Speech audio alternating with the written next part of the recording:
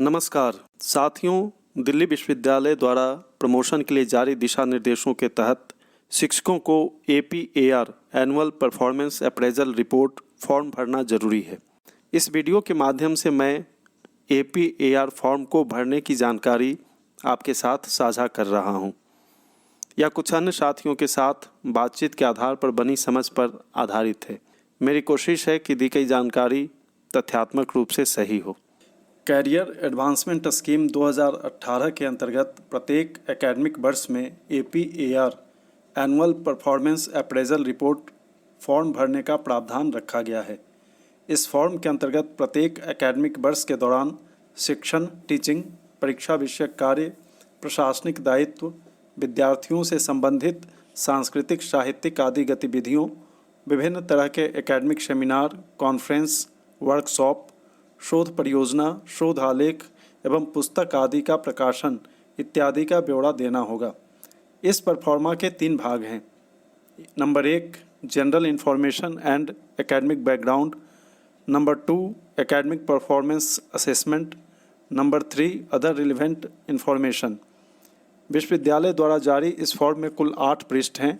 जारी दिशा निर्देशों के अनुसार प्रत्येक एकेडमिक वर्ष के अंत में 30 जून तक इसे जमा करवा देना होगा। टीचर इंचार्ज इसे सत्यापित करेगा।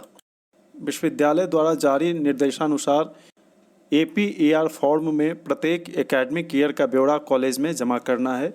इस नोटिफिकेशन के आधार पर एक सामान्य समझ यह है कि APAR फॉर्म में 1 जुलाई से 30 जून तक की जानकारी देनी है।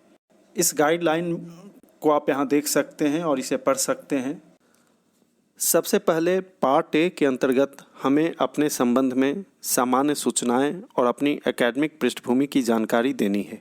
इसमें हम जिस एकेडमिक ईयर की जानकारी दे रहे हैं उससे पहले या उस दौरान अर्जित की गई उपलब्धियों को ही शामिल करें। क्रम संख्या 1 से 7 में मांगी गई सूचनाओं को भरने में कोई दिक्कत नहीं है। हम आसानी से उसे भर सकते हैं, जैसा कि आप यहाँ देख सकते हैं मैंने भरा है। क्रम संख्या 8 पर हमें वर्तमान डिजिग्नेशन और एकेडमिक लेवल लिखना है। अगर अभी हमारा कोई प्रमोशन नहीं हुआ है तो हमारा डिजिग्नेशन होगा असिस्टेंट प्रोफेसर और 7th पे कमीशन के अनुसार एकेडमिक लेवल 10। 6th पे कमीशन के अनुसार यह AGP 6000 का था। अगर हमारा एक प्रमोशन हो चुका है तो designation assistant professor senior scale होगा तथा एकेडमिक लेवल 11। 6th पे कमीशन के अनुसार यह AGP 7000 है। अगर हमारा 2 प्रमोशन हो चुका है तो हमारा current designation assistant professor selection grade होगा तथा 7th पे कमीशन के अनुसार एकेडमिक लेवल 12 होगा। 6th पे कमीशन के अनुसार यह AGP 8000 का है। एसोसिएट प्रोफेसर हैं तो एकेडमिक लेवल 13A होगा। जैसा कि आप इस स्लाइड में देख रहे होंगे, विभिन्न चरण और एकेडमिक लेवल का उल्लेख मैंने यहाँ किया है।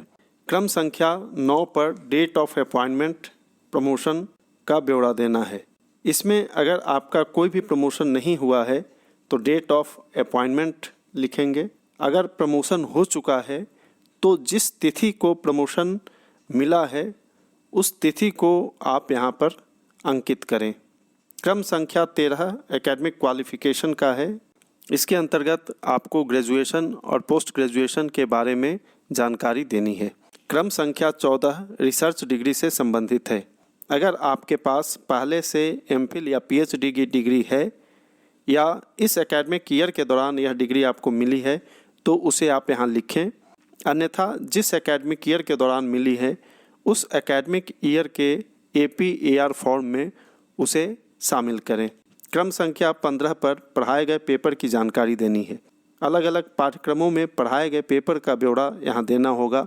उदाहरण के लिए BA honours, BA program, BCom program आदि। क्रम संख्या सीरियल नंबर 16 में विशेषज्ञता लिखनी है। जिस एरिया पर आपने शोध कार्य किया है या अगर केवल MA की डिग्री है तो जिस विकल्प का आपने विशेष पेपर के रूप में चयन किया है उसे यहाँ लिखेंगे। उदाहरण के लिए हिंदी विषय में हिंदी उपन्यास, आधुनिक हिंदी कविता या मध्यकालीन हिंदी कविता आदि विशेषज्ञता के क्षेत्र हो सकते हैं। क्रम संख्या 17 पर रिफ्रेशर, ओरिएंटेशन कोर्स आदि की जानकारी देनी है। उदाहरण के तौर पर आप यहाँ लिखित विवरण को देख सकते हैं। इसमें लिखित तिथि काल्पनिक है, इसलिए आप वास्तविक तिथि को अपने प्रोफॉर्मा में लिखें। मुख्य का अगर कोई कोर्स आपने किया है तो उसकी जानकारी आप क्रम संख्या 17.2, 17.3 और 17.4 पर दे सकते हैं। पार्ट बी के अंतर्गत एकेडमिक कार्यों और गतिविधियों की सूचना देनी है। इसके अंतर्गत सेक्शन B.1 में टीचिंग लर्निंग एक्टिविटीज़ के बारे में जानकारी देनी है। इसमें एकेडमिक ईयर के दौरान जिस कोर्स में जिस किसी पेपर को भी आपने पढ़ाया है उसे लिखेंगे। जैसे आप यहाँ देख सकते हैं, मैंने लिखा है BA honours Hindi paper 12, BA program semester 4 Hindi B। इसी तरीके से अन्य पेपर की जानकारी देनी है। अगर आपको पेपर संख्या पता नहीं है तो वैसी स्थिति में पेपर का नाम लिखकर काम चलाया जा सकता है। टीचिंग मोड में क्लासरूम लिखेंगे। क्लास असाइंड में as per university rules, classes taught में मोर देन 80% लिखें। APAR फॉर्म के पार्ट बी के अंतर्गत सेक्शन B.2 में प्रशासनिक दायित्व, परीक्षा संबंधी विविध कार्यों, विद्यार्थियों से संबंधित विविध प्रकार के सांस्कृतिक साहित्यिक गतिविधियों आदि का ब्यौरा देना है। इसके अंतर्गत सेक्शन A में प्रशासनिक दायित्व के अंतर्गत कॉलेज के जिन कमेटियों के कन्वीनर या मेंबर आप रहे हों उनका ब्यौरा देंगे। सेक्शन B में परीक्षा से संबंधित विविध कार्यों जैसे पेपर सेटिंग, इन्विजिलेशन तथा इवैल्यूएशन की जानकारी देनी है। सामान्यतः सेमेस्टर सिस्टम के अंतर्गत इन्विजिलेशन एवं इवैल्यूएशन ड्यूटीज़ में आप नवंबर, दिसंबर अथवा मई, जून का उल्लेख कर सकते हैं, पीरियड के अंतर्गत कर सकते हैं। सेक्शन C में विद्यार्थियों के लिए होने वाले विभिन्न प्रकार के सांस्कृतिक, साहित्यिक तथा खेल कूद से जुड़ी हुई प्रतियोगिताओं में अपनी सहभागिता की जानकारी देनी है। सेक्शन D के अंतर्गत कॉलेज में होने वाले सेमिनार, कॉन्फ्रेंस, वर्कशॉप आदि के आयोजन में भागीदारी तथा दायित्व का ब्यौरा देना होगा। सेक्शन E शोध निर्देशन से संबंधित है।